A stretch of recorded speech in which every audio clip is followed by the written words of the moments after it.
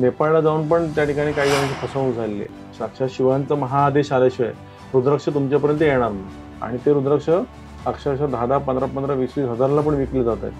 हे असे खोटे रुद्राक्ष ज्याची किंमत 5 रुपये पण नाही. नेपाळमध्ये जे रुद्राक्ष जे आहेत त्याच्यामध्ये जी एक वेगळी ताकद आहे ती तितकी ताकद त्या ह्या अन्यत्र ठिकाणच्या रुद्राक्षांमध्ये मिळेलच असं नाही. 3 मुखीचं झाड वेगळं, 7 मुखीचं वेगळं, 5 मुखीचं वेगळं, असे काही वेगळी झाडं नसतात. एनर्जीची वृद्धी होते, वाढते एनर्जी, आपली कॅपॅसिटी वाढते, आपलं डिसिजन मेकिंग वाढते. म्हणजे हळूहळू लहान जरी असतो तरी आपल्याला निर्णय काही घेता येत आहेत.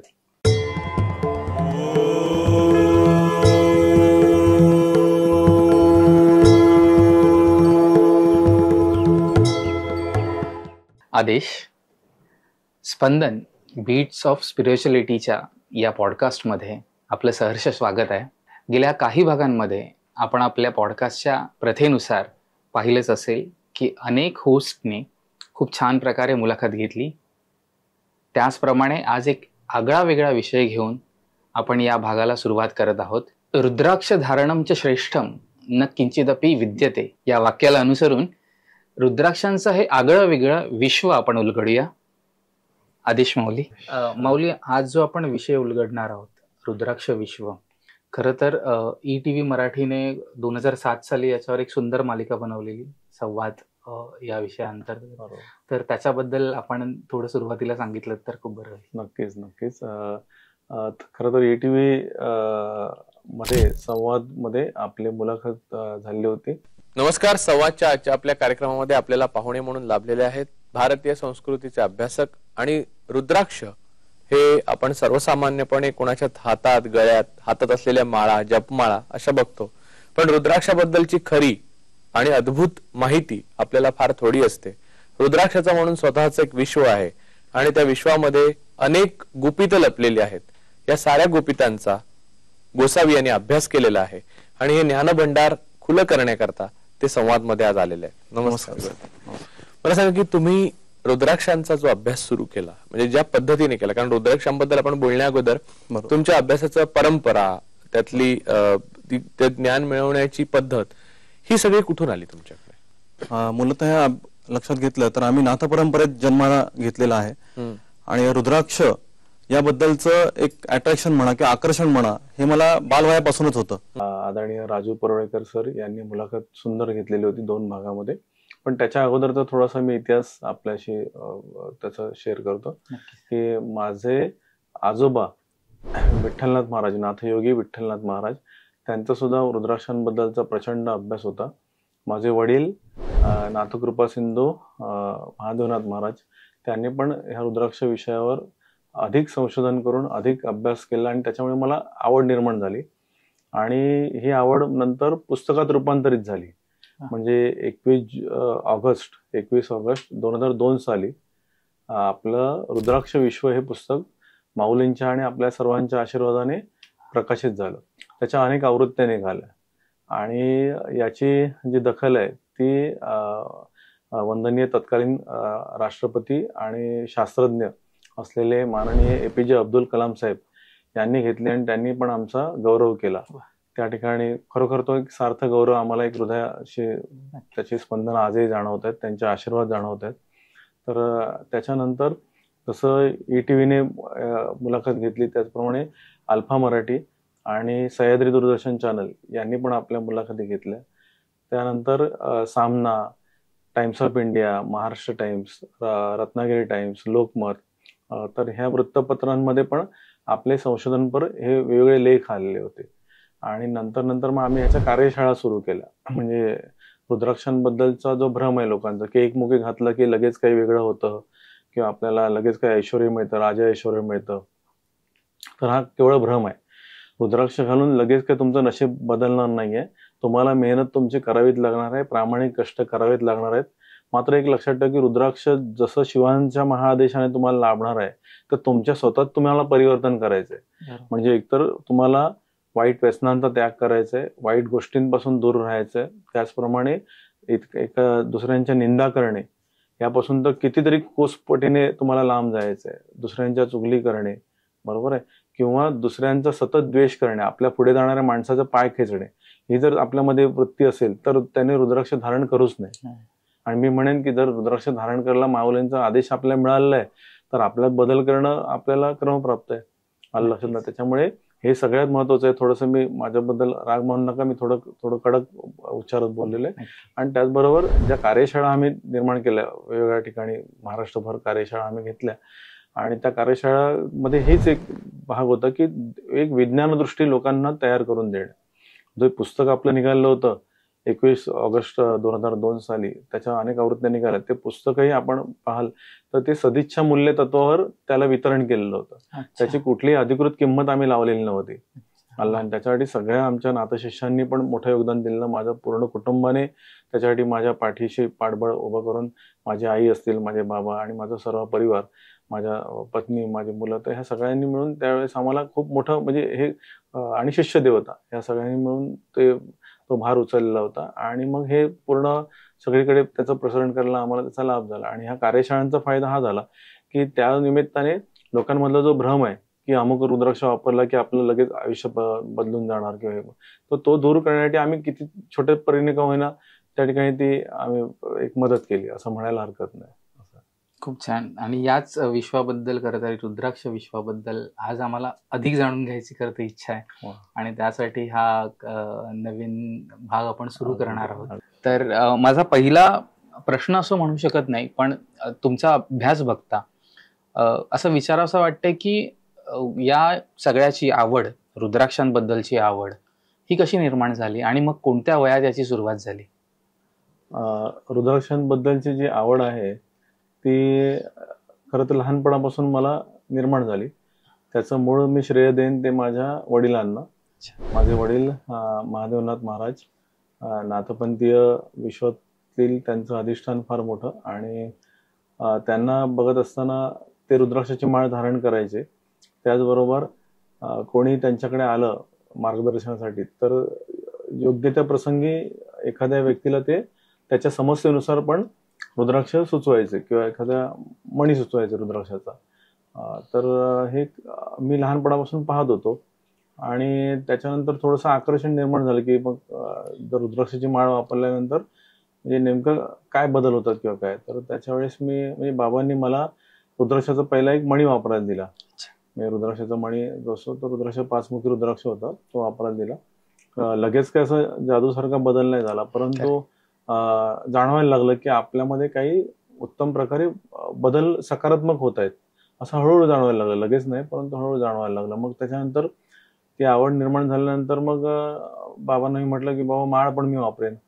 मग त्यांनी नंतर माळ दिली, पण ती माळ जी होती ती सुरुवातीला मी दोऱ्यामध्ये वापरली आणि त्याच्यातूनही परत सकारात्मक बदल जाणवायला लागले. आपली एनर्जी जे होते ना ती एनर्जीची वृद्धी होते, वाढते एनर्जी आपली कॅपॅसिटी वाढते, आपलं डिसिजन मेकिंग वाढते. म्हणजे हळूहळू लहान जरी असलं तरी आपल्याला निर्णय काही घेता येत आहेत आपल्याला वयानुसार. तर अशा पद्धतीने ते जाणवायला लागलं आणि रुद्राक्षांबद्दलचं तो मग एक आकर्षण निर्माण झालं असं. आणि माऊली, रुद्राक्षाची म्हणजे फोड कशी करता येईल, म्हणजे याचा नेमका अर्थ असा काय? रुद्राक्ष म्हणजे रुद्र आणि अक्ष अशी त्याची फोड आहे. म्हणजे शिवांचा नेत्र असं म्हटलं तरी चालेल आपण त्यांना. आणि जाबाल उपनिषद जे आहे त्याच्यामध्ये आपण जर बघितलं तर आपल्याला लक्षात येते की ज्यावेळेस त्रिपुरासुर हा जो राक्षस होता तर त्रिपुरासुराला ज्यावेळेस त्याचा हनन करायचं होतं तर त्या त्रिपुरासुराला ठार मारण्यासाठी ज्यावेळेस भगवान शिवांनी तपश्चर्या आरंभ केला आणि त्या तपश्चर्या साधना ही अनेक कालखंड त्यांचा ते अनेक काळ त्यांचं ही तपश्चर्या चालली आणि त्यावेळेस त्या तपश्चर्येच्या वेळेस त्यांनी जे ध्यानात जे डोळे बंद केलेले होते, डोळे मिटून घेतलेले होते ना, तर त्यावेळेस डोळ्यातून त्यांच्या नेत्रातून अर्थात ते अश्रुबिंदू बाहेर पडले आणि ते अश्रुबिंदू जिथे जिथे पडलेले आहेत, नेपाळ असेल किंवा इंडोनेशिया असेल किंवा उत्तराखंड असेल, तर या ठिकाणी जिथे ते अश्रुबिंदू भूमीवर पडलेले आहेत ना, त्या ठिकाणी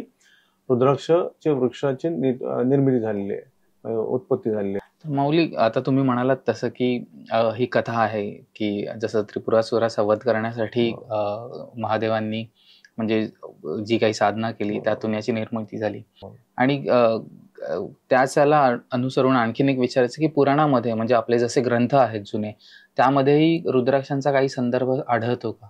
अगदी आढळतो की देवी भागवत सारखा ग्रंथ आहे किंवा शिवपुराणासारखा ग्रंथ आहे, आपला गुरुचरित्र ग्रंथ आहे, शिवलीलामृत ग्रंथ आहे, ते यांच्यामध्ये सुद्धा रुद्राक्षांबद्दलचे दाखले आपल्याला संदर्भ मिळतात की रुद्राक्ष कसा वापरावा, कोणी वापरावा किंवा कशा पद्धतीने तो वापरावा, त्याचे नियम काय वगैरे हे सगळ्या गोष्टी आपल्याला ग्रंथांमध्ये मूळ आधार त्याचे दिलेले आहेत. आणि माऊली आता तुम्ही म्हणाल की जिथे जिथे महादेवांचे अश्रू जिथे जिथे पडले तिथे तिथे रुद्राक्षांची निर्मिती झाली किंवा झाडांची निर्मिती झाली, तर असे विश्वात कुठे कुठे रुद्राक्ष मिळतात? नेपाळमध्ये जे रुद्राक्ष आहेत ते आकाराने मोठे आहेत, वजनाने जड आहेत. इंडोनेशियातले जे रुद्राक्ष आहेत ते आपल्याला दिसतील की आकाराने ते त्या मानाने लहान आहेत आणि वजनाने हलके आहेत. पण एनर्जी जी आहे ती नेपाळमधल्या रुद्राक्षांमध्ये खूप लेवलला आहे. म्हणजे त्याच्यात जी एनर्जी प्रॉपर्टी म्हणतो आपण की त्याच्यामध्ये सुद्धा रुद्राक्षामध्ये सुद्धा इलेक्ट्रिसिटी असते, एक प्रकारची विद्युत चुंबकीय शक्ती असते की ज्याला आयन म्हणतात. आणि ती जी आहे ती 7 मिलीव्होल्ट 7 मिलीव्होल्ट अशी त्याची कॅपॅसिटी आहे रुद्राक्षामध्ये, हे आहे विद्युत शक्ती आहे. आणि इथे आपण लक्षात घेतलं पाहिजे तर रुद्राक्षांमध्ये जे आपण म्हटलं की जसं इंडोनेशियामध्ये मिळत आहेत त्याचप्रमाणे आपल्याला दुसरे आपण बघितलं रुद्राक्ष तर ते काशीमध्ये सुद्धा मिळतात, मथुरेमध्ये सुद्धा मिळतात रुद्राक्ष आपल्याला. त्याच्यानंतर कोकण प्रांतामध्ये पण रुद्राक्ष मिळत आहेत. आपण जर मुंबई सारख्या ठिकाणी बघितलं तर वीरमाता जिजामाता उद्यान आहे, राणीची बाग, तिथेही आपण म्हणतो वीरमाता जिजामाता उद्यान, तर त्या ठिकाणी सुद्धा रुद्राक्षाचं झाड आपल्याला पाहायला मिळेल. आणि त्याचबरोबर अन्यत्र कोकण प्रांतात आहेत रुद्राक्षाची झाडं वगैरे आपल्याला बहुतांश काही ठिकाणी मिळतात. आपलं फक्त एवढंच आहे की त्याच्यामध्ये नेपाळमध्ये जे रुद्राक्ष जे आहेत त्याच्यामध्ये जी एक वेगळी ताकद आहे ती तितकी ताकद त्या ह्या अन्यत्र ठिकाणच्या रुद्राक्षांमध्ये मिळेलच असं नाही. आणि मुख्यत्वे इतर ज्या ठिकाणी जे रुद्राक्ष मिळतात ते मुख्यत्वे जास्त करून 5 मुखीच असतात. नाशिकला पण त्र्यंबकेश्वरला पण रुद्राक्ष आपल्याला तिथे पण झाडं आहेत, भीमाशंकरमध्ये रुद्राक्षाची झाडं आहेत. पण त्या ठिकाणी मोस्टली 5 मुखाच्या अलीकडे पलीकडील जे रुद्राक्ष जे आहेत ते मिळणं थोडं कठीण जातं. नेपाळमध्ये मात्र जे आपण म्हणतो की 1 मुखापासून ते 21 मुखापर्यंत किंवा गौरीशंकर, त्रिजुटी किंवा गौरीपात हे रुद्राक्ष नेपाळमध्येच आपल्याला जास्त करून अवेलेबल होतात, मिळतात. अच्छा, एवढ्या अनेक प्रांतात ते मिळतात, आढळतात, तर मग आपण त्याचा दर्जा किंवा कोणत्या ठिकाणचे, आता जसं तुम्ही म्हणालात की नेपाळमध्ये सर्वात जास्त आहेत आणि त्याची एनर्जी सर्वात आहे, तर मग त्याचा दर्जा कसा ओळखावा आपण? त्या रुद्राक्षांचा दर्जा कसा ओळखावा? रुद्राक्षांचा दर्जा ओळखावा म्हणण्यामध्ये आपल्याला कसं आहे की जसं आपण एखादी फळ आपण समजा आता आंबा आपण आहे तर जसं आपण म्हणतो की देवगडचा हापूस आहे, रत्नागिरीचा आहे, अन्य ठिकाणचा आहे, तर त्याच्यामध्ये सर्वात जी महत्वाचं ते देवगड हापूसला आपण म्हणतो ना, तर तशा पद्धतीने रुद्राक्षाचा जो दर्जा म्हटलं तर नेपाळचंच जे रुद्राक्ष आहेत ते उत्तम दर्जाचे मानले गेलेले आहेत. कारण का त्या ठिकाणी त्या रुद्राक्षांमध्ये काय आहे तर एक विशिष्ट घनता आहे, विशिष्ट ऊर्जा आहे. आणि ते रुद्राक्ष धारण केल्यानंतर आपल्या शरीरामध्ये अधिक प्रमाणात उत्तम बदल होतात. म्हणून त्या ठिकाणी ते जे रुद्राक्ष जे आहेत त्याच्यामधलं एक तेज जे आहे ना, ती स्पंदनं किंवा ते जे तेज आहे ते जाणकाराला लगेच ओळखता येतात, आलं लक्षात ना आपल्याला. आणि त्यामुळे त्याच्यातले जे मूळ त्याच्यामध्ये जे व्हायब्रेशन्स आहेत ते सगळ्यात महत्वाचे आहेत की आणि तो धारण केल्यानंतर आपल्याला निश्चित लवकरात लवकर त्याची जी ऊर्जा आहेत त्या ऊर्जा लहर जे आहेत त्या आपल्याला अनुभवायला मिळतात. त्यामुळे आपल्याला फरक हा जाणवता येतो, त्याचा दर्जा आपल्याला नक्कीच ओळखता येईल. आणि मग सामान्य माणसाला असं कसं करणार? कारण का आमच्यासारखे ज्यांना रुद्राक्ष घ्यायची इच्छा आहे त्यांना ते सहजगतीने त्याची ओळख कशी करून घेता येईल? आता ह्याच्यात एक फार महत्वाचा भाग येतो. हळूहळू तुम्हाला प्रत्येकाला त्याची ओळखण्याची जी काही परीक्षा आहे किंवा फरक आहे ती समजेल. बहुतांश काय झालं की लोक असं एक समज आहे लोकांचं की पाण्यात रुद्राक्ष एखाद्या ग्लासात पाणी घेतलं ते बुडला की तो खरा असं मानतात लोक. तर ठीक आहे, पण त्यावेळेस काय होतं की हल्ली काय झालंय की जे बनावट करणारे जे आहेत ना त्याच्यामध्ये भेसळ निर्माण करणारे ते काय करतात की लाकडामध्ये रुद्राक्ष बनवून त्याला लाकडामध्ये कोरून किंवा त्याला फायबरमध्ये बनवून घेतात आणि त्याच्यामध्ये जड वस्तू आतमध्ये सोडली जाते की ती आतमध्ये बुडली पाहिजे, असे पण रुद्राक्ष त्या ठिकाणी बनावटगिरी करून दिले जात आहेत. त्याचबरोबर ह्याचं आपल्याला 2 तांब्याची भांडी घेऊन त्याच्यावर आपण मध्ये रुद्राक्ष ठेवलेला आहे, तर तो रुद्राक्ष उजवीकडे फिरला तर तो खरा असं मानलं जातं वगैरे. तर ती परीक्षा चांगली आहे, परंतु आपल्या त्याच्यामध्ये बघितलं तर तो उजवीकडे फिरतोय की डावीकडे फिरतोय ह्याच्यावर अवलंबून आहे, पण ती परीक्षा एक चांगली आहे. पण याच्यामध्ये दुसरा एक भाग येतो तो म्हणजे आपण ज्यांना ह्याच्यातली जाण आहे, ज्यांना ह्याच्यातलं हे माहिती आहे, परीक्षण माहिती आहे, किंवा एखाद्या वेळेस तुम्ही जर सद्गुरू पंथामध्ये असेल जोडले गेलं तर ते सद्गुरू जे आहे ते त्याची बरोबर ते परीक्षा करू शकतात की ते रुद्राक्ष खरं आहे की खोटं आहे. कारण का आता एवढे त्याच्यामध्ये फसवाफसवीचे प्रकार आहेत की अक्षरशः नेपाळला जाऊन पण त्या ठिकाणी काही जणांची फसवणूक झालेली आहे. कारण ही गोष्ट मी तुम्हाला आता सांगतोय, ती 27-28 वर्षापूर्वीची गोष्ट आहे की माझ्या वडिलांकडे एक सद्गृहस्थ आलेले होते आणि ते सद्गृहस्थ त्यांनी तिथूनच आणलेलं होतं, मी नेपाळसारख्या ठिकाणावर त्यांनी रुद्राक्ष आणलेला होता आणि त्या रुद्राक्षावर ते नाग, शिवलिंग, ओम, बेलाचं पान असं सगळं दिसत होतं. आणि त्यांनी तो रुद्राक्ष आणलेला, तर त्यांनी सांगितलं की हा रुद्राक्ष मी त्यावेळेस 10 लाखाला त्यांनी तो रुद्राक्ष घेतलेला होता आणि तो रुद्राक्ष आणलेला होता. बाबांनी बघितलं आणि म्हणले की हा रुद्राक्ष काही खरं नाहीये, त्यामुळे तुमचे आता अर्थात ती श्रद्धा म्हणून आपलं तुम्ही ते घरी ठेवून घ्या, बाकी काय त्याच्यात हा रुद्राक्ष हे नाही. कारण का ते तर मग त्यांनी तो रुद्राक्ष आमच्याचकडे तो अर्पण केला की आम्ही फसलोय, पण याच्या पुढे पण 28 वर्षापूर्वी जर ते एक 10 लाखाला म्हणजे केवढं त्याची किमतीने तो विकला गेलेला आहे असं. म्हणजे त्यामुळे कसं आहे की उगाच तुमची कुठेतरी फसगत होण्यापेक्षा योग्य तज्ज्ञ माणसाकडनं, व्यक्तीकडनं त्याची परख करून घेणं ते बेटर राहील. आणि किंवा तुम्ही गुरुपरंपरेत असाल तर त्या पद्धतीने तो समजून घ्या किंवा त्याचा पूर्ण अभ्यास करा आणि मग स्वतः तुम्ही खरेदी करू शकता. असं काही नाही की दुसऱ्याचाच आधार घेऊन खरेदी केला पाहिजे. पण कसं आहे, आता 10 लाख रुपये त्या व्यक्तीने त्याचा प्रत्येकाला शक्य नाही ते. आजही 10 लाख रुपयाची किंमत आपल्यासाठी किती मोठी आहे. 28 वर्षापूर्वीची ती गोष्ट असेल, पण आज आपल्यासाठी केवढं मोठं आहे ना ते. असा भाग. त्यामुळे फसगत होऊ नये. कारण का बऱ्याच ठिकाणी फसगत होते. काही वेळेस ते गौरीशंकर रुद्राक्ष जे आहेत ते चिकटवून दिले जातात. म्हणजे एक 5मुखी रुद्राक्ष, एक 7मुखी रुद्राक्ष, त्याला मधून छेद करतात आणि मग तो असा एकदम एवढ्या पद्धतीने चिटकवला जातो की आपल्याला वाटतं की हे खरंच रुद्राक्ष आहे.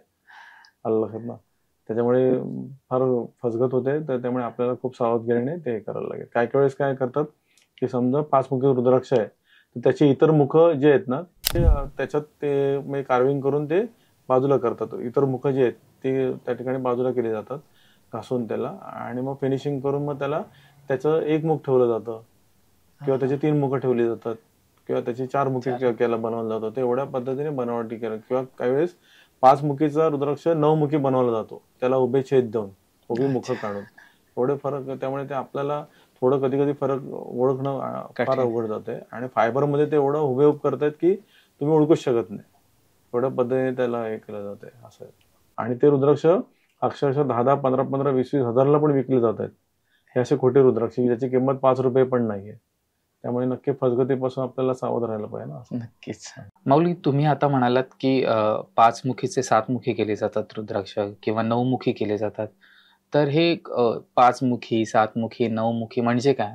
म्हणजे आपण म्हणतो की काही मुख असतात रुद्राक्षाला, तर ती नेमकी काय असतात आणि कशी ओळखायची ती? मुख म्हणजे त्याचं आपण फेस म्हणतो तसं. तर आता ऍक्च्युअली कसं आहे की मुख म्हणजे काय, तर रुद्राक्षाच्या त्या ह्याला बीजाला वरून खालपर्यंत असलेली रेष जी नॅचरल असेल, ते नैसर्गिक रेषा जे आहेत त्या नैसर्गिक एक रेष म्हणजे मुख.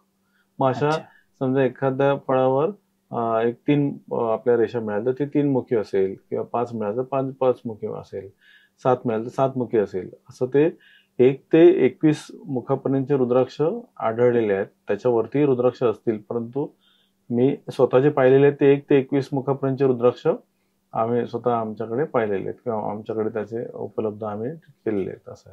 अच्छा. म्हणजे माऊली, हे नेमकं फळ की त्याच्या आतमध्ये काही बी म्हणजे बीज वगैरे काही असतं रुद्राक्ष म्हणजे? हा बरोबर. रुद्राक्ष म्हणजे नेमकं काय आहे, तर रुद्राक्ष हे नेमकं आतलं गर आहे, बी आहे. अच्छा. जसं आंबा आपण डोळ्यासमोर आणला की आंब्याला वरून साल असतं, बरोबर बरोबर आहे, आणि आपण मग नंतर तो जो आतमध्ये एक बघा बाटा म्हणतात त्याला, बरोबर. तर अशी संकल्पना करा की आंबा डोळ्यासमोर आणा, म्हणजे तुमच्या लक्षात येईल वरती रुद्राक्षाच्या साधारणतः गडद हिरव्या रंगाचं कव्हर असतं, म्हणजे त्याला साल असतं थोडक्यात. आणि ते जे साल आहे ते ऍक्च्युअली कसं आहे की जी फळं जी आहेत ती झाडावर परिपक्व व्हायला त्यांना 5-1 वर्ष तरी कालावधी जातो, आणि ती नैसर्गिकरित्या जर परिपक्व झालेली फळं जी आहेत ती जी काळी होतात, त्याची जी स्किन आहे ना ती हिरव्याची काळी होते. ते नाही, पण तेवढं आता काय झालंय, आताच्या ह्या थोडंसं कमर्शियल याच्यामध्ये तेवढा वेळच नाही, मग ते तसेच ते काढली जातात ती फळं, त्याच्या ते परिपक्व न होताच त्याची ती काढली जातात, आणि मग त्यांच्या माध्यमातून त्याला शस्त्राने म्हणजे शस्त्राने त्याचं हे करून आवरण काढलं जातं, सोललं जातं. पण ऍक्च्युली तसं न करता शक्यतो जी फळं आहेत ना नैसर्गिक, ती गाईच्या शेणामध्ये 27 दिवस ठेवायची, आपोआप त्याचं मुख उघडलं जातं, म्हणजे आपल्याला समजतं की आतमध्ये किती मुखी निघणार आहे, आणि तोपर्यंत कोणीच सांगू शकत नाही की आतमध्ये किती मुखी आहे, असं आहे ते. पण त्यामुळे तुम्ही लक्षात घेतलं पाहिजे की आपल्याला मुख जे म्हणतो ना आपण ते म्हणजे वरून खालपर्यंत त्याला आलेली रेष म्हणजे त्याची मुख, आणि गाईच्या शेणात ठेवल्यामुळे काय होते ती सहजरित्या आपल्याला समज, पण ते 27 दिवस ठेवावं लागेल, आणि त्याच्यानंतर मग आपल्याला ते आतमध्ये समजेल की याच्यात हे मुख आपल्याला मिळालेलं आहे. म्हणजे रुद्राक्ष जर तुम्ही म्हणलात की रुद्राक्ष म्हणजे त्याच्या आतला म्हणजे फळाच्या आतलं बी असं, म्हणजे रुद्राक्ष हा थोडक्यात भाग आहे असं. पण जे काही व्यापारी जे असतात ना तर ते काय करतात, तर त्या बीला बघा मी नीट काय म्हणतो, त्या बीला वरती एक देठ लावतात, चिकटवतात, आलं ना. आणि ऍक्च्युली आता तुम्ही लक्षात घ्या, आंबा जर तुम्ही हे खायला घेतलात तर त्याला देठासहित आंबा आहे समजा, तो खायला घेतलात ना, तर तो खाल्ल्यानंतर त्याला देठ कसा राहणार, आतल्या त्या बाटाला जो आहे ना गर्द, त्याला देठ कसा राहणार, नाही. तिथेच आपण लक्षात ठेवलं पाहिजे की हे खोटं आहे, आलं ना. म्हणजे ते फायबरचा रुद्राक्ष असतो किंवा लाकडात कोरलेला रुद्राक्ष असतो, मग त्याला तो देठ चिटकवलेला असतो, असं आहे ते. काय जण तर अशा फांद्या सहित ते दाखवतात की आपल्याला बघा हे सगळे रुद्राक्ष लागलेले फांदेच आणले मी तुम्हाला, पण ते चिकटवलेले असतात सगळे. हा बघा, म्हणजे थोडक्यात हे अनेक मुखी जे रुद्राक्ष आहेत ते एकाच झाडाला लागतात. हा, अनेक मुखी रुद्राक्ष एकाच झाडाला लागतात, त्याची वेगळी झाड नसतात, म्हणजे 3 मुखीचं झाड वेगळं, 7 मुखीचं वेगळं, 5 मुखीचं वेगळं, असे काही वेगळी झाडं नसतात, एकाच झाडाला ते लागतात.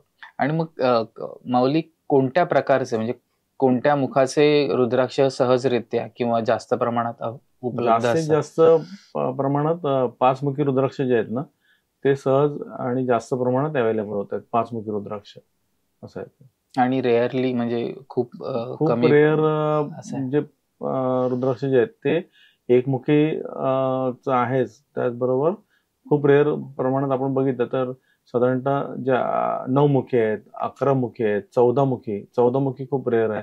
त्याच्यानंतर पुढे 21 मुखी, तर खूप रेअर रुद्राक्ष आहेत. आणि त्याचबरोबर गौरी शंकर आहे, गौरी पाथ आहे की ज्याला त्रिजुटी म्हणतात, 3 जुटी आला ब्रह्मा विष्णू महेशासारखं, तर ते रुद्राक्ष खूपच दुर्मिळ आहेत असं आहे.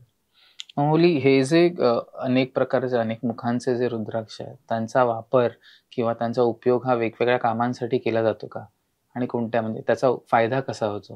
बरोबर, तर त्याचा वापर जो आहे तो वेगवेगळ्या प्रकारे केला जातो. त्याचा थोडक्यात आपण हे घेऊ की आरोग्यासाठी, तर आरोग्यासाठी कसा उपयोग आहे, तर समजा तुमच्याकडे जरी 5 मुखी रुद्राक्ष तुम्हाला मिळाला, आता आरोग्यामध्ये 2 प्रकार येतात. एक तर आपण आरोग्याच्या वेळेस आपण धारण करण्याला देतो ते वेगळं आहे, आणि औषध म्हणून देणार आहोत तो उकळून त्याला प्रोसेस करून वगैरे, तर तो वेगळा आहे. ते रुद्राक्ष जे आहेत ना, जे औषध रुद्राक्ष आहेत ते श्वेतधर्मी असतात, म्हणजे श्वेतवर्णी असतात थोडक्यात, आलं. आणि बाकीचे रुद्राक्ष जे आहेत ते तुम्हाला वेगळ्या रंगाचे दिसतील, तुम्हाला जे आता आम्ही परिधान केलेत ते औषध रुद्राक्ष नाही आहेत.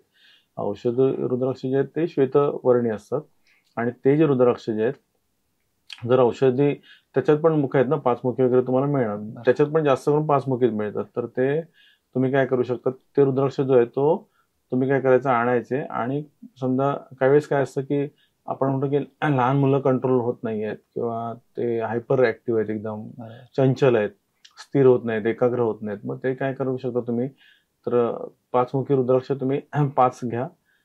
पहिले तरी ते स्वच्छ धुवा, अर्थात ते औषधी रुद्राक्ष असतील, स्वच्छ धुवायचे आहेत आपल्याला, म्हणजे श्वेतवर्णी रुद्राक्ष, आणि ते स्वच्छ धुवून तुम्ही जर दुधात त्याला सोडायचे आणि दूध ते उकळायला द्यायचं, म्हणजे उकळून घ्यायचं आणि मग त्याच्यामुळे त्याचा तो अर्क निघेल.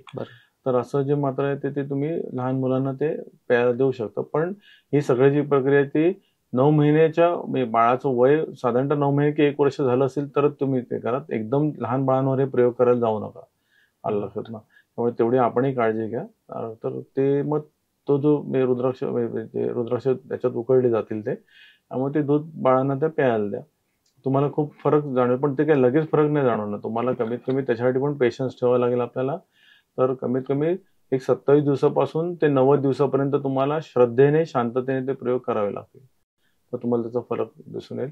त्याचबरोबर आरोग्यदायी रुद्राक्ष जो आहे ते तुम्ही जर रक्तदाब नियंत्रित करण्यासाठी फार त्याचा लाभ होतो. माळेच्या स्वरूपात वापरले तरी सुद्धा त्याचा खूप फायदा होतोय. पण त्याचबरोबर जर तुम्ही ते रुद्राक्ष समजा एक 5 ते 9 रुद्राक्ष घेतलेले आहेत तुम्हाला, जे औषध रुद्राक्ष जे आहेत ते, आणि ते जर तुम्ही उकळलेले आहेत पाण्यामध्ये उकळून ते पाणी जे आहे ते आपल्याला थंड करत ठेवून द्यायचं. म्हणजे रात्रीच्या वेळेला ते पाणी तांब्याच्या भांड्यात जर ठेवलं तर अधिक चांगलं. तर तांब्याचं भांडं आधी स्वच्छ धुतलं गेलं पाहिजे आणि मग त्याच्यात ते पाणी ठेवून द्या आणि मग ते सकाळपर्यंत तसंच राहू दे, मात्र वरती झाकून ठेवा आणि मग सकाळी उपाशी पोटी ते पाणी प्या. अच्छा. तर तुम्हाला खूप छान फरक दिसेल की हृदयाच्या माध्यमातून पण आपलं फंक्शन जे ते रक्ताभिसरण आपल्या योग्य होण्यासाठी, त्याचबरोबर डिप्रेशन दूर करायला पण त्याचा फार फायदा होतोय आणि आपली ऊर्जा शक्ती वाढवायला त्याचा फायदा होतोय. जर उकळून तुम्ही जर केलं तर अधिकच चांगलं. समजा तेही शक्य नसेल तर आपण जरी रात्री ते पाण्यात ठेवलेत, स्वच्छ धुतलेले पाहिजेत मात्र पूर्णपणे, तर ते पाण्यात ठेवलेत आणि त्याचं म्हणजे ते रंगबिंग उतरता कामा नये पाण्यात. त्यामुळे तुम्ही श्वेतवर्णी रुद्राक्ष फार काळजीपूर्वक तुम्ही तो जाणून घ्या, योग्य व्यक्तीकडनं त्याचं पाहिजे उपलब्ध ते करून घ्या आणि मग ते पाणी जे आहे ते जरी तुम्ही न उकळता जरी समजा ठेवलेत रात्री आणि ते सकाळी झाकण काढायचं बाजूला आणि ते पाणी प्यायचं आपल्याला. परत त्याच्यात ते पाणी तुम्हाला भरून ठेवायचंय. आलं लक्षात. म्हणजे दुसऱ्या दिवशीसाठी तुम्हाला, पण ते दुसऱ्या दिवशीसाठी पाहिजे तर मग ते रात्री भरून ठेवा, पूर्ण दिवसभर भरून ठेवू नका. ते पाणी प्या.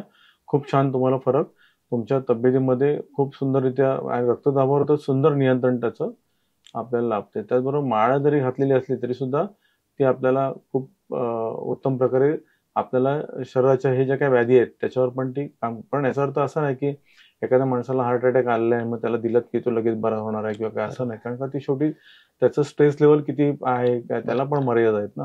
आणि त्याच्यासाठी तर मेडिकल सायन्स ग्रेट आहे, आयुर्वेद शास्त्र ग्रेट आहे. त्यामुळे तुम्ही त्याचाही वापर करा. पण हे एक सपोर्टेड पार्ट आहे. तुम्ही एकदम अंधश्रद्धा न निर्माण करता योग्य त्या श्रद्धेने आणि योग्य त्या दृष्टीने त्याचा वापर करा. बरं. माऊली, आता तुम्ही जसं म्हणालात की औषधी उपयोगी आहे श्वेतवर्णीय जे रुद्राक्ष आहेत, पण जे आपण नेहमीच्या वापरातले रुद्राक्ष जे आहेत, जे आपण धारण करतो, तर मुखानुसार त्यांचे काही वेगवेगळे उपयोग आहेत का? म्हणजे एकमुखी या गोष्टीसाठी किंवा दोनमुखी या गोष्टींसाठी असे काही धारण करण्याचे फायदे आहेत का? अगदी बरोबर तुम्ही विचारत.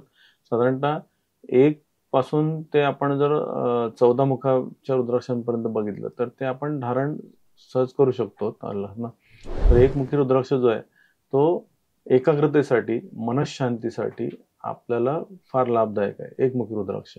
त्याचबरोबर जे आपल्याला सुख समृद्धी, आपल्याला ऐश्वर याच्यासाठी एकमुखी रुद्राक्ष फार उत्तम आहे. पण आता ह्याच्यामध्ये पण काय झालंय की एकमुखीमध्ये काजू दाणा जो असतो ना काजूच्या आकाराचा, तो रुद्राक्ष बहुतांश जास्त करून मिळतो आपण काजूच्या आकाराचा. आणि त्याच्यामध्ये पण फायबरचे किंवा लाकडात कोरलेले, प्लॅस्टर ऑफ पॅरिस पासून बनवलेले, त्याला रंगकाम करून तसे रुद्राक्ष किंवा लाकडी भुशापासून बनवलेले असे पण रुद्राक्ष आहेत. त्यामुळे त्याचाही तो तुम्हाला कसा मिळेल तो महत्वाचा आहे. कुठला खरा किंवा काय तो मिळणं महत्वाचं. तर काजू दाणा जो आहे तो सहज मिळतोय. त्याच्याही किमती आहेत जास्त, परंतु तुम्हाला तो योग्य मिळाला पाहिजे. ह्याच्यात गोल जो रुद्राक्ष जो आहे तो एकमुखी, अर्थात तो मिळणं तर अधिकच खूप दुर्मिळ आहे. कारण का त्याच्यामध्ये कसं झालंय की ते मी तुम्हाला म्हटलं त्याप्रमाणे की इतर मुख त्याची बाजूला केली जातात आणि 5 मुखीचा एकमुखी बनवला जातो आणि तो अक्षरशः लाखोनी रुपयाला विकला जातोय. 5 मुखीचा एकमुखी बनवून त्याला बरोबर तुम्ही ओळखू पण शकत नाही अशा पद्धतीने ते बनवतात, त्याची कारागिरी करतात. आलं लक्षात ना. त्यामुळे तिथेही फसगत होते. मी तर म्हणेन की एकमुखी वगैरेच्या ह्याच्यात जाण्यापेक्षा तुम्ही 5 मुखी जरी वापरलात ना श्रद्धेने एक लक्षात ठेवा, सगळ्यात महत्वाचं मी तुम्हाला सांगतोय थोडंसं विषय हे करून, की शिवमाऊलींचा म्हणजे साक्षात शिवांचा महाआदेश आल्याशिवाय रुद्राक्ष तुमच्यापर्यंत येणार नाही. मी काय म्हटलं तुम्हाला, शिवांचा साक्षात महाआदेश आल्याशिवाय रुद्राक्ष तुमच्याकडे येणार नाही. बरं, रुद्राक्ष येईल तर समजा तुमची आई कुठेतरी तीर्थयात्रेला गेली असेल किंवा कुठेतरी सद्गुरूंकडे गेली असेल, त्याने तुमच्यासाठी दिला असेल किंवा तुम्ही आणला असेल किंवा काय, पण तो केव्हा घेण्याची बुद्धी होईल, ज्यावेळेस शिवांच्या शक्तीचं तुमच्याशी कनेक्शन होईल, शिवाया शक्तीचं, तरच ते तुमच्यापर्यंत येणार आहे. हे सगळ्यात महत्वाचं वाक्य लक्षात ठेवा. शिवांचा महाआदेश आल्याशिवाय रुद्राक्षाचं फळ किती रुपये खिशात आपले असले तरी सुद्धा आपल्याकडे ते घेण्याची बुद्धीच होणार नाही. आलं ना? त्यामुळे ते सगळ्यात महत्वाचं आहे की तुमच्याकडे ते फळ स्वतःहून येत आहे, म्हणजेच शिवांचा आशीर्वाद येतोय आपल्याकडे, भगवान शिवांचा आशीर्वाद येतो. तर ते सगळ्यात महत्वाची प्रक्रिया पहिली तिथं सुरू होते. म्हणून एकमुखी रुद्राक्षाच्या बद्दल आपण बघितलं. आता दुसऱ्या दोनमुखी रुद्राक्षाच्या बाबतीत बघू. दोनमुखी रुद्राक्ष जो आहे तो पती आणि पत्नी यांच्यातील जे स्नेहसंबंध आहेत ते वाढवण्यासाठी फार उपयुक्त आहे, किंवा ताणतणाव असतील दोघांमध्ये ते दूर करायला उपयुक्त आहे. त्याचबरोबर तो स्मरणशक्तीसाठी पण उपयुक्त आहे. दोनमुखी रुद्राक्ष जो आहे. तीनमुखी रुद्राक्ष जो आहे तो तीनमुखी रुद्राक्ष हा विद्या अभ्यासासाठी उत्तम आहे. त्याचबरोबर आपल्याला जर एखाद्या वेळेस अधिकाधिक प्रयत्न करून पण आपली कामं होत नसतील तर त्याच्यासाठी उपयुक्त आहे. आणि त्याचबरोबर सत्व, रज आणि तमो हे जे 3 गुण आहेत ते आत्ताच्या आपल्या कलियुगात आपल्याला फार गरजेचे आहेत. तमोगुण पण गरजेचा आहे, हे लक्षात घ्या, पण तो जास्त प्रमाणात नको. बरोबर आहे. सत्वगुण पण आपल्याला हवा आहे. आता सत्वगुण जास्त वाढला तर तुम्हाला लोक फसवून शेंड्या लावून निघून जातील. बरोबर आहे. तर जसं समर्थांनी म्हटलेलं आहे की थकासी व्हावे महाटक, टीट फॉर टॅट, जशाच तसं, हे पण आता वागता यायला पाहिजे आपल्याला. त्यामुळे सत्वगुण, रजोगुण म्हणजे तुमच्यात आणि तमोगुण हे 3 गुण तुम्हाला बॅलन्स करता यायला पाहिजे. तर ते जे आहे ना ते तीनमुखी रुद्राक्ष जर तुम्हाला मिळाला तर ते खूप उत्तमरित्या बॅलन्स करू शकतो तो तुमच्याकडे. आलं ओके. 4मुखी रुद्राक्ष जो आहे तो धर्म, अर्थ, काम आणि मोक्ष हे 4 पुरुषार्थ जे आहेत त्याच्यासाठी आपल्याला त्या दृष्टीने आपल्याला त्याची दृष्टी देतो. आलं. हे सगळे 4 जे पुरुषार्थ गुण आहेत ते आपल्यामध्ये तो उत्तम निर्माण होण्यासाठी त्याचा 4मुखी रुद्राक्षाचा आपल्याला लाभ होतो. त्याचबरोबर 4मुखी रुद्राक्ष जो आहे तो आपल्याला एकंदरीत आपली डिसिजन पॉवर जर कमी पडत असेल तर त्याच्यासाठी फार उपयुक्त आहे. डिसिजन पॉवर म्हणजे निर्णय क्षमता आला त्याच्यासाठी उपयुक्त आहे 4मुखी रुद्राक्ष. त्याचबरोबर आता पुढे आपण येऊ 5मुखी रुद्राक्षाकडे. 5मुखी रुद्राक्ष सगळीकडे जनरली आपल्याला उपलब्ध होतो आणि मी तर म्हणतो की 5मुखी रुद्राक्षच पहिला आधी वापरून बघा. तुम्ही मोठे मोठे रुद्राक्ष अगदी मोठ्या मोठ्या किमतीने खरेदी करणं त्याच्यात जाण्यापेक्षा तुम्ही 5मुखी रुद्राक्ष तुम्हाला किती फलित होत आहे ते वापरून बघा. कुठलाही रुद्राक्ष तुम्ही वापरलात म्हणून त्याचं जसं इतर जे असतात ना स्टोन वापरला चुकीचा म्हणून तुम्हाला काही त्याचा गैरलाभ होणार, तसं रुद्राक्षांच्या बाबतीत भीती बाळगायची गरज नाही. कुठलाही आला तरी तो शिवांचाच आदेश आला असं म्हणायचं. आपण महाआदेश आला असं माना आणि तो वापरायला घ्या तर तुम्हाला त्याचा लाभ मिळणारच आहे. कुठेच रुद्राक्ष दुष्परिणाम करत नाही. कोणताच रुद्राक्ष दुष्परिणाम करत नाही. आता 5मुखी रुद्राक्ष जो आहे तो 5मुखी रुद्राक्ष तुम्हाला उत्तम प्रकारे वागण्यातील जे तुमचे बदल आहेत स्वतःवरचा तुमचा कंट्रोल जो आहे ना नियंत्रण आलं तर ते नियंत्रण तुम्हाला वाढवायसाठी फार उपयुक्त आहे. आणि त्याचबरोबर जसं आपण हे म्हणतो ना की 5 एलिमेंट्स त्यांचा सपोर्ट तुम्हाला व्हायला म्हणजे जसं आपण पृथ्वी, आप, तेज, वायू, आकाश त्यांचा सपोर्ट तुम्हाला व्हायला निसर्गाशी एकरूप व्हायला तुम्हाला तो फार लाभदायक आहे. त्याचबरोबर 5मुखी रुद्राक्ष जो आहे तो तुम्हाला तुमची लक्ष्मीची जी वृद्धी आहे ती पण आपल्याला वाढवून देतो. आणि त्याचबरोबर आपल्याला उत्तम प्रकारे तुमचं जर लोकसंग्रह तुमचं जर काम असेल की लोकांशी सामाजिक पैलूशी काम असेल तर त्या दृष्टीने पण तुम्हाला 5मुखी रुद्राक्ष फार फलदायी आहे, लाभदायक आहे. आलं. पुढे आपण जाऊ तो म्हणजे 6मुखी रुद्राक्षाकडे. 6मुखी रुद्राक्ष जो आहे तो आपल्याला आपले जे षड्रिपू आहेत आलं ना म्हणजे काम, क्रोध, लोभ, मोह, मत्सर वगैरे हे जे षड्रिपू आहेत त्याच्यावर कंट्रोल करायला फार अत्यंत उपयुक्त असा 6मुखी रुद्राक्ष आहे. त्याचबरोबर तो आरोग्यवर्धक आहे, आरोग्यदायी आहे. म्हणजे आपल्या आरोग्यामध्ये जर कुठल्याही पद्धतीने आपल्याला काही शारीरिक पीडा असतील, मानसिक पीडा असतील आलं ना तर त्या दूर करण्यासाठी पण 6मुखी रुद्राक्षाचा आपल्याला खूप उत्तम प्रकारे फायदा होतो. त्याचबरोबर तो विद्याभ्यासासाठी पण उत्तम आहे. म्हणजे मुलांना शैक्षणिकदृष्ट्या विद्याभ्यासासाठी पण 6मुखी उत्तम आहे. पुढे आपण वळूया की 7मुखी रुद्राक्षाकडे. तर 7मुखी रुद्राक्ष जो आहे तो 7मुखी रुद्राक्ष हा माता भगिनींसाठी अक्षरशः वरदान आहे. तुमच्याकडे जर कुठलेही तुमच्याकडे ताई असतील किंवा माता भगिनी असतील जरूर त्यांना वापरायला द्या. गायनॅक प्रॉब्लेमवर तो फार मोठ्या पद्धतीने काम करतो. गायनॅक सिस्टीमला तो खूप सपोर्ट करतो, सातमुखी रुद्राक्ष जो आहे तो, आणि त्यांच्यासाठी वरदान आहे. आणि त्याचबरोबर पुरुष पण वापरू शकतो आपण. आणि लक्ष्मी वर्धक आहे. सातमुखी रुद्राक्ष जो आहे तो लक्ष्मी वर्धक आहे, लक्ष्मीदायक आहे. आपल्याकडे आपली खर्चाची बाजू वाढते, पैसा येतोय. काही जण म्हणतात बघा माझ्याकडे पैसा येतोय पण टिकतच नाही, असं काही जण म्हणतात ना, पैसा येतो पण टिकत नाही. आता पैसा येतो टिकत नाही तर तो तुम्हाला बचतीचे मार्ग सुचवणार. आणि दुसरी गोष्ट, तुमच्याकडे फसवणारी व्यक्ती जर आली तर तुम्हाला तो इंडिकेट करतो सातमुखी रुद्राक्ष, की तुम्हाला ही व्यक्ती फसवून जाईल किंवा काय. म्हणजे तुम्हाला आतून तो काय करतो की जागरूक करतो, जागरूकता आपल्याला देतो सातमुखी रुद्राक्ष. त्याचबरोबर तो साधनेसाठी उपयुक्त आहे. म्हणजे तुम्हाला विविध साधना करत असाल, तुम्ही तपश्चर्या करत असाल, तर साधनेतले अघोरी मार्गाकडे तुम्हाला तो न्यायला देणार नाही. म्हणजे काही वेळेस काही आपण साधना करतो तर ते आपल्याला हळूहळू लालसा निर्माण होते किंवा लालच निर्माण होते. पैशापोटी काही लोक साधना करतात. माफ करा मी थोडंसं कदाचित चुकीचं बोललं असेल, पण काही लोक मग त्याचे वेगळा वापर करतात. तर विपरीत परिणाम तो करायला देणार नाही. तुमच्यावर तो कंट्रोल ठेव की तुम्हाला परत त्या योग्य रस्त्यावर तो आणून त्याला तुम्हाला ती पावलं देईल. तसं सातमुखीचा फायदा आहे.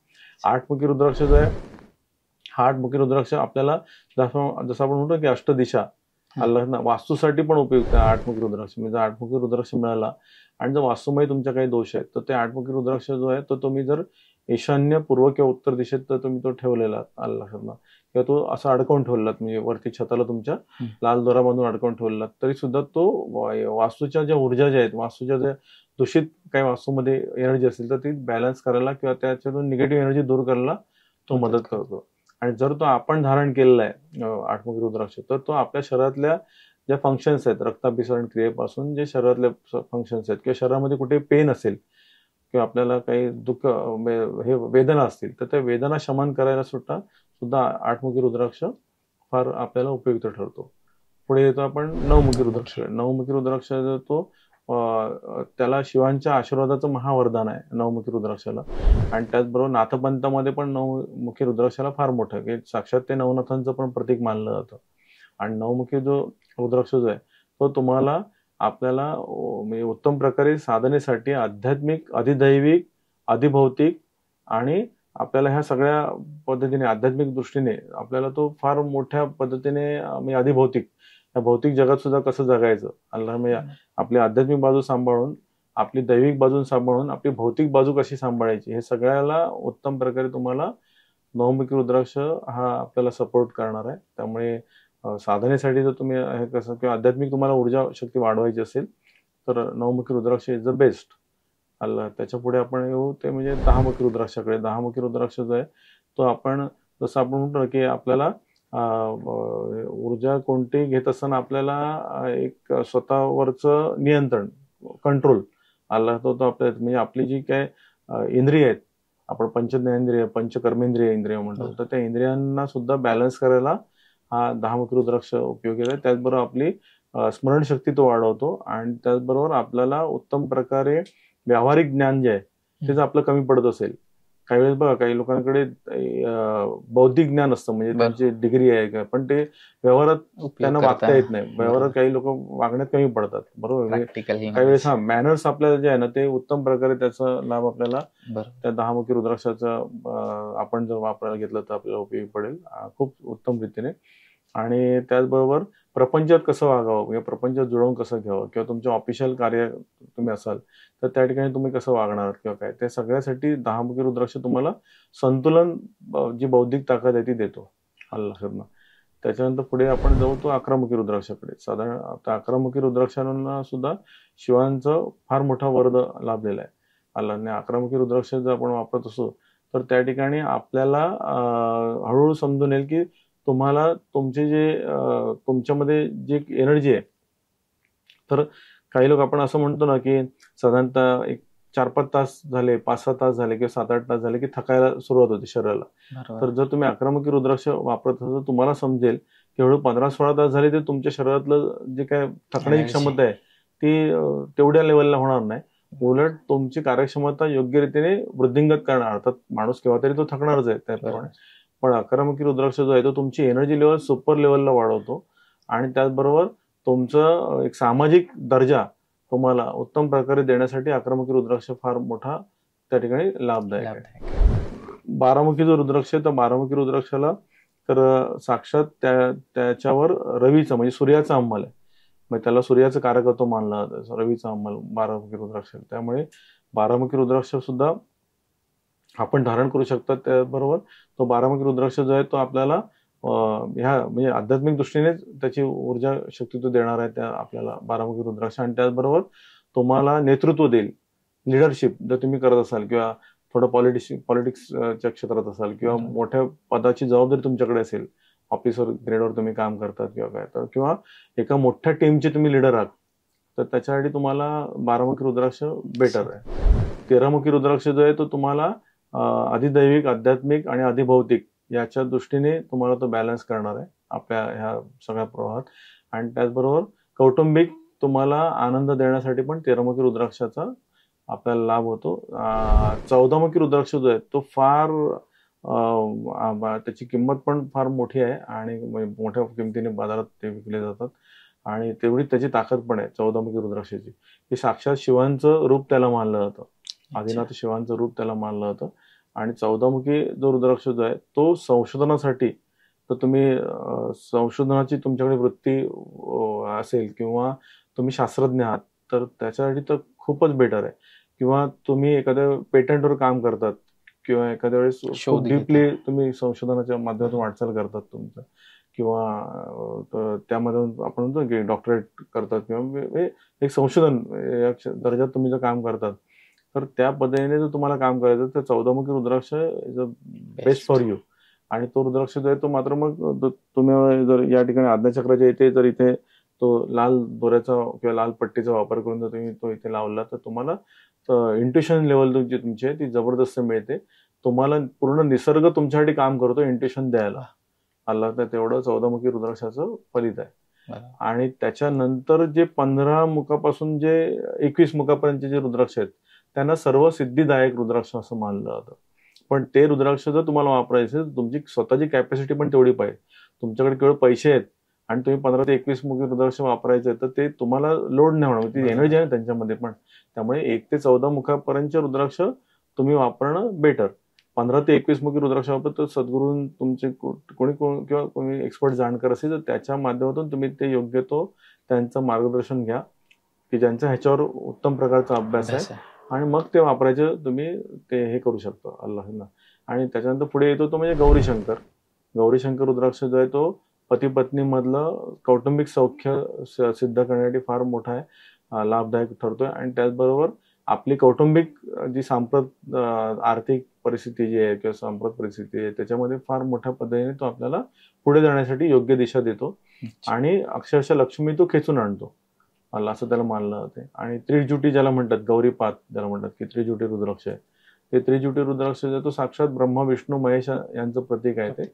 आणि त्याच्यामध्ये आपल्याला योग्य प्रकारे सर्व दिशांमध्ये म्हणजे आपल्या ज्या काही आयुष्यातले जे काही वेद आहे किंवा आयुष्यातलं तुमचं जे ध्येय आहे, गोल आहे, ते सिद्ध करण्यासाठी त्याचा आशीर्वादात्मक रूपाने हे होतो, फलित होतो. पण तो जो रुद्राक्ष जो आहे तो शक्यतो आपण धारण नाही करायचा. त्रिजुटी जो आहे तो तुम्ही देवारात पूजेला ठेवणं दॅट इज बेस्ट.